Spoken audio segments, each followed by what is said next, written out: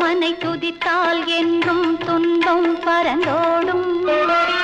தர்மம் காக்கும் தாயும் அவளை தரிசனம் கண்டால் போதும். துர்க்கை அம்மனை துதித்தால் என்றும் துன்பம் பறந்தோடும். தர்மம் காக்கும் தாயும் அவளை தரிசனம் கண்டால் போதும். கர்ம வினைகளும் ஓடும், சர்வ மங்களம் கூடும்.